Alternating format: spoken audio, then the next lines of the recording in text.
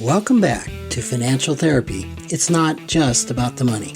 I'm personal financial planner, columnist, and financial therapist Rick Kahler. Research tells us that 90% of all financial decisions are made emotionally, not logically. For nearly 4 decades, I've been helping people make better money decisions. So what makes my financial worldview different from most financial experts? I blend the nuts and bolts of financial advice with the emotions that drive making them. Good money decisions are not just about the money. So let's get started with today's episode.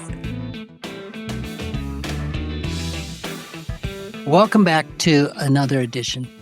I am delighted to have Joetta Johnson with us. Joetta and I have known each other how long? 10-ish years? It's got to be longer than that. Probably like 15 years. Time goes by really quick and quicker when you have the amount of gray hair that I do. And I thought it would be delightful to have you on. You have such an interesting niche in the world of finance and really compelling story.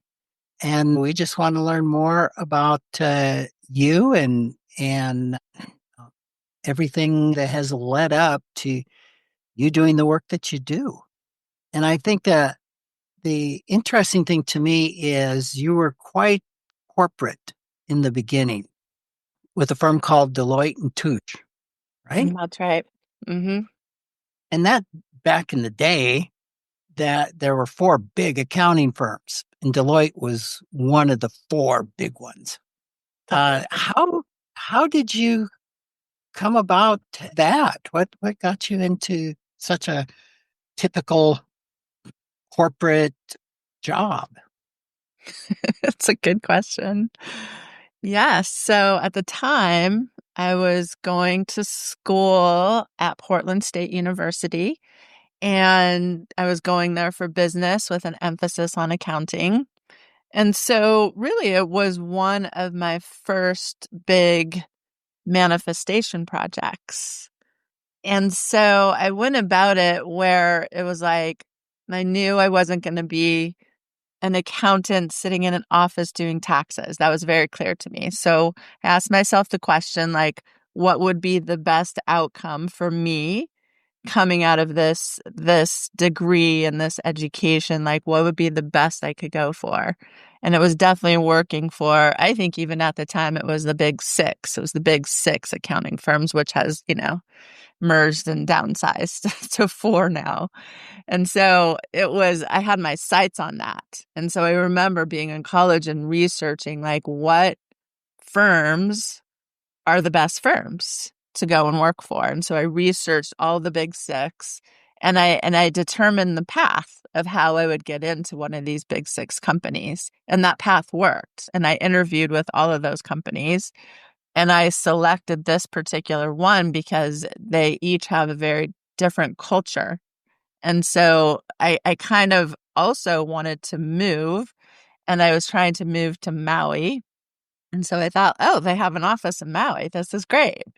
And so I went and interviewed in Maui, and it was clear it would be a difficult road for me, given I didn't know anybody there. It's just like I just wanted to move there. It was my project of what could I manifest in my life. That was an upgrade. But they gave me an offer in San Francisco, and I took it. And it was very exciting to be moving to San Francisco and be in the heart of the city. And it was an incredible experience. I got to work with incredibly talented, smart people. And I learned a lot very, very quickly. And so I'm very grateful for that experience that I had. Yeah, that all sounds very intentional. What was your undergrad in? That was my undergrad. It was in business with an emphasis on accounting. On accounting. Okay. Mm-hmm. So you went to work for Deloitte, but not with the intention of being an accountant. Not really. No. What lit you up about that? What was resonating? I think it was understanding money. It was more about understanding business and money. And I knew it was an environment where, because you're put under a lot of pressure in those companies and these accounting firms, and I was an auditor. And so it's like I knew that being an auditor, you break down everything. So you break down the understanding of money inside of a business and profitability and KPIs and you just tear apart every number when you're an auditor. So I just knew something in me, the experience would be invaluable. That makes a lot of sense. I think so often when so many of us think of an accounting firm, we think of taxes. Yeah, And a huge part of accounting is auditing. definitely. So you were there with them for 10 years? No, I was only there with them for 2.5 years, and then I went to work for one of my clients. One of the clients I was auditing hired me as a controller and an accounting manager, and then I all of a sudden was leading a team of accountants in a Okay. startup hotel company in Marin County in the Bay Area. All right. Yeah, so I kind of worked through various, iterations of being, an accountant, an auditor, a controller. I was like leading teams and learning how to budget. I helped build budgeting software. So I kind of went through like this phase of learning a lot about different aspects of leading teams around money and how to plan for the future. And that's eventually kind of where I ended up, is learning a lot about budgeting and training other people. Like, how do you set goals? How do you stay within budget? How do you assess your profitability, managing cash flow? Like all of that, I was just really immersed in. So that was a pretty good foundation for Definitely. what you're doing today. So what was the shift into starting to work with individuals? Was that an immediate coming out of the company you were working for, or how did that happen? Yeah, that was an interesting transition because when I was in that world, there was definitely a certain level of dissatisfaction because what I saw is that in a corporate environment that most people are working for a paycheck and their heart may or may not be in it. But I saw this dissatisfaction around me in people working in that environment. And I was experiencing it as well, like the lack of maybe like purpose or fulfillment. And so I was really noticing this in a very strong way. And so eventually I left that organization and I didn't actually know what I was going to do. But I Hmm. knew it was gonna have something to do with money, but I also knew I couldn't go back into that corporate kind of environment, even though I was looking for jobs in that environment. But I couldn't find anything. Everything I looked at just made me very tired when I thought about it. Mm-hmm. And so I worked with a career coach. And I actually went through a process that I was able to get very intentional again about what the aspects of money and my work were most interesting to me. And I knew it needed to be blended with a more spiritual foundation. I knew that at the time. And so through that work, it was another one of my manifestation projects, as seems to be like how I approach my life, is that I had a huge board. And on that board, I would write down on that board, like, this is what I like to do. I want to work with people where they feel like my best friends. I want to make a difference in this world. I want to contribute positively to people's lives. I would write things like this on this huge board. And I would read this board and refine this board every single day. And I had actually no idea, no idea of the kind of career path I ended up in. Because financial Mm-hmm. coaching wasn't a real big thing then, Right. if at all. And so through a lot of prayer, intention, writing, working with this career coach, eventually these opportunities began to present themselves. And I met my previous business partner, who you know, Barry Tessler, in the Art of Money. And she had a company called Conscious Bookkeeping at the time. And when I saw her and I saw what she was doing, I was like, this is more like it. This is more like what I've been envisioning. And so when I met her, I basically approached her and asked her to form a company together. And then because she was excellent at marketing and networking and already had a very strong platform in that way, I entered the equation and the doors just opened wide. And I just like had clients all over the Bay Area, was driving all over to people's houses and working with them. And it was incredible, incredible opportunity to just have people to work with and apply all the skills I had learned in the corporate world, but adding a little bit more spirituality into it and a little bit more psychology and connection. And, it really took off. What really stands out to me is, and correct me if I'm wrong, but I think many of the components of what you teach and what you impart to other people are actually what you went through yourself Yeah. to land where you are.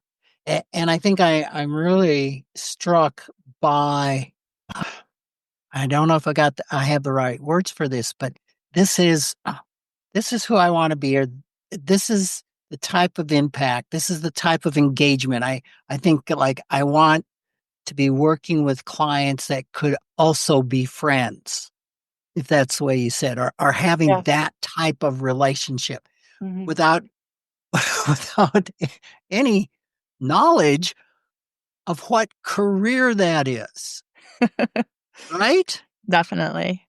I had no idea of the career path itself. That's just really striking me because given my personality, I would go the other direction. Mm-hmm. I'd be looking for, okay, what careers out there, and then what are the benefits of that career, or how would it be? And I think what you're describing is really a great exercise in clarity and also uncertainty. But the having the clarity, that foundation that you built is these are the components of whatever this is, these are the components that it will have. Yes. And then when you found that, it just it blew up because it was such a great fit. Yeah, definitely. Yeah. I mean, what I offer to people is very much a lived experience. And I've done these, kind of projects on myself over and over again, and they've worked in a very substantial way. So I integrate a lot of that in the coaching I do with people. Is how do you create the life that you want and using money as like the doorway into that. Yes. Yeah. We know money touches everything in our lives, and money does not bring us meaning, but we don't find meaning without the support of money. So that's powerful, and something you and I embrace. And I had to there's so many different ways I can go with you, but I think, or with our conversation, I think what is just so powerful to me, and I really want to just land on this or bring this out, is there's so many consultants in the world. And every time I've ever hired a consultant, a coach, if you will, I've often wondered, have they really done this? Do they know what they're talking about? Or did they just learn this through coaching school? I mean, what's the depth? Where is the evidence or proof of what they are preaching, so to speak, what they're selling? And I just don't want to go over this quickly with yourself, that it was your process and things that you learned along the way that worked for you, that led you to a place of really being yourself, discovering your passion, putting all of that into motion, that you are now imparting to your clients. Yes, That definitely. that is very Hmm. so. From there, you've you've developed your own business, and there's a number of things that you have developed. You've talked a lot about the combining of the spirituality and money. And I'm wondering if you could talk a little bit about that because I don't know that that will be uncommon to everybody listening to this, but it will be to some. And the first time I ever heard that was from a guy by the name of George Kinder. And I thought this was nuts.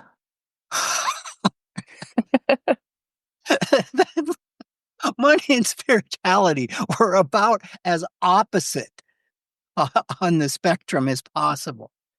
And this sounds like something that you have brought to your path, even when you were looking at Deloitte and Touche. Yeah, talk a little bit about the money and spirituality. Yes. Oh, the hedger is working an itchy It's nose. passing, it's passing by, right? Yeah, so it's been an incredible journey in that way, and I'm grateful that I learned so many practical tools in the corporate world because it gave me the, practical side of the equation.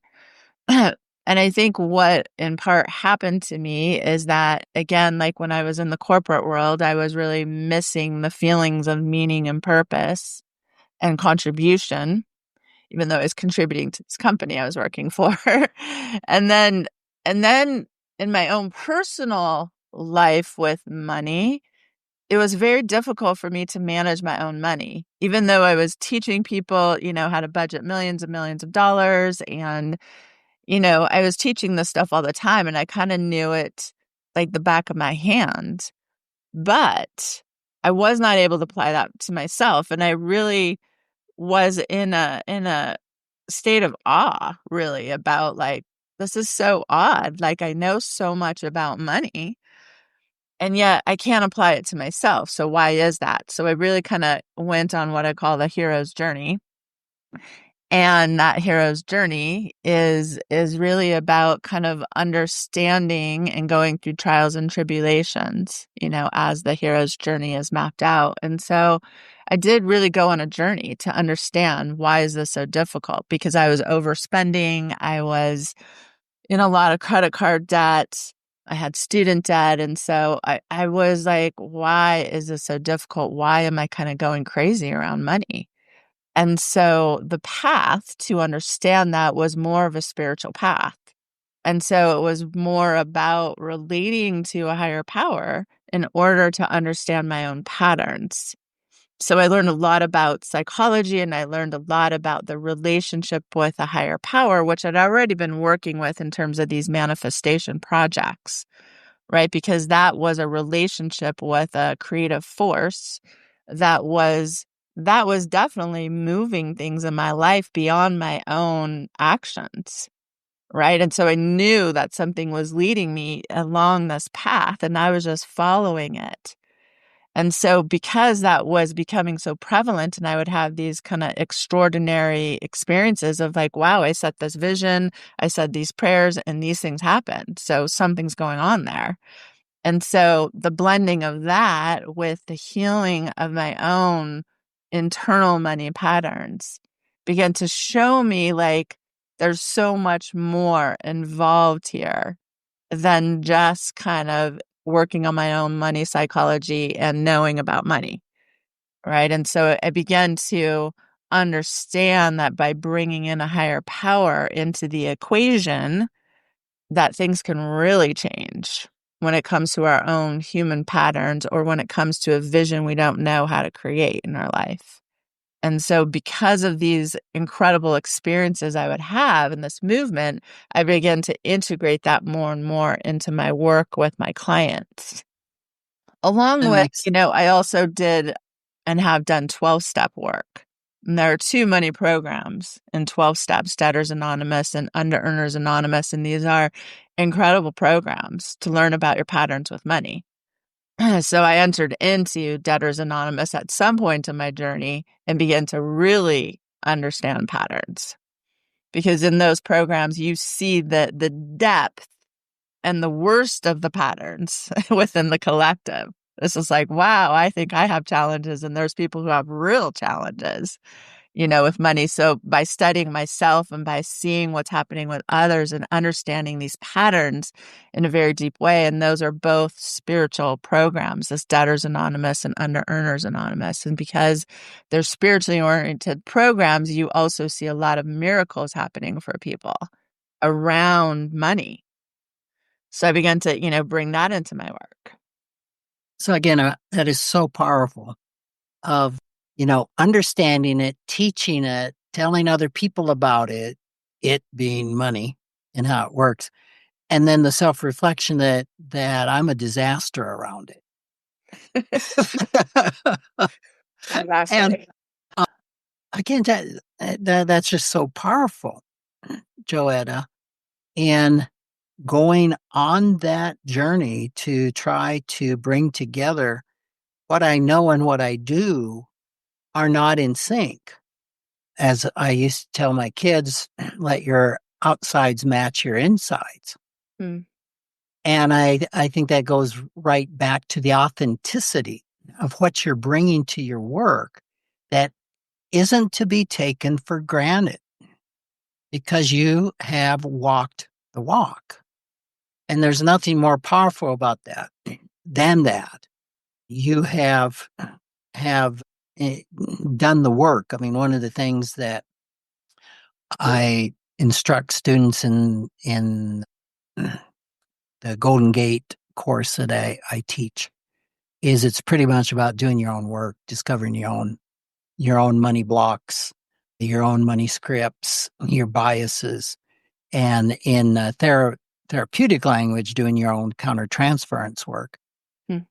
actually becoming a consumer of what we're teaching.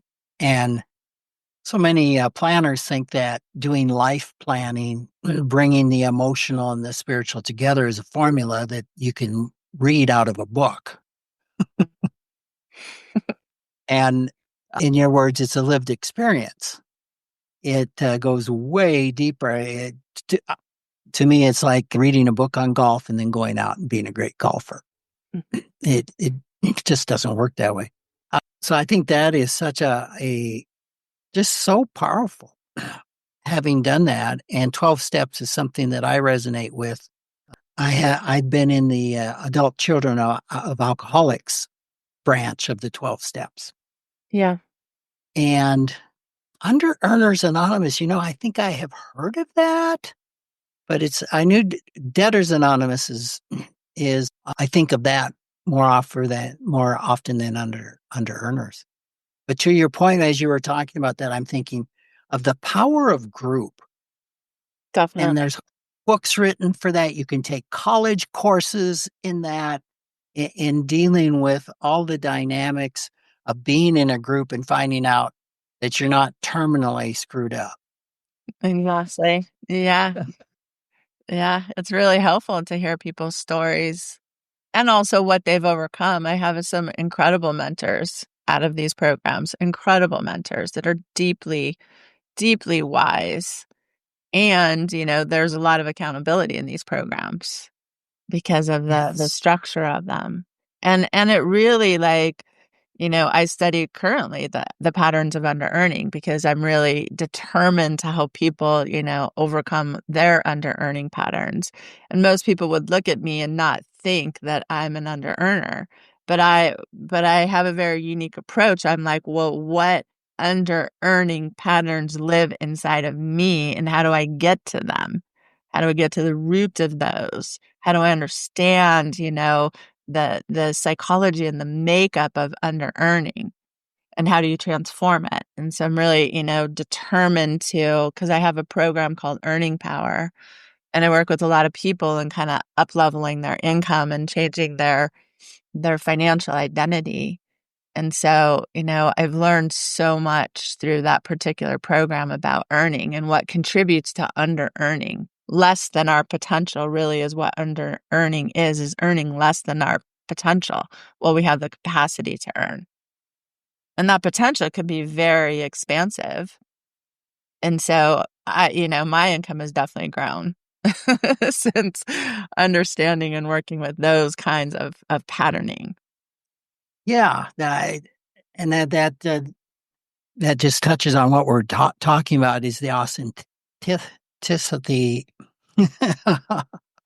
of. I've spent thousands of dollars on my eyes, so I can see better, and now my mouth is going. And that speaks heavily. It's like going to a financial planner, and your financial planner is just skirting on the side of bankruptcy or hasn't saved enough to really retire comfortably on. And kind of going back to, I've got the knowledge, let me tell you how to do it, but I'm not doing it. And how comforting it is, in addition to say yes. And I used to be an under earner, and I'm not an under earner anymore. I've learned and practiced and applied the very tools that I'm teaching. And that's so powerful. I think talking about under earning and your earning power program could be really interesting to my listenership. I'm thinking it's so common. And what percent of clients do you work with where you would address this? I'd say probably address it 80% of the time.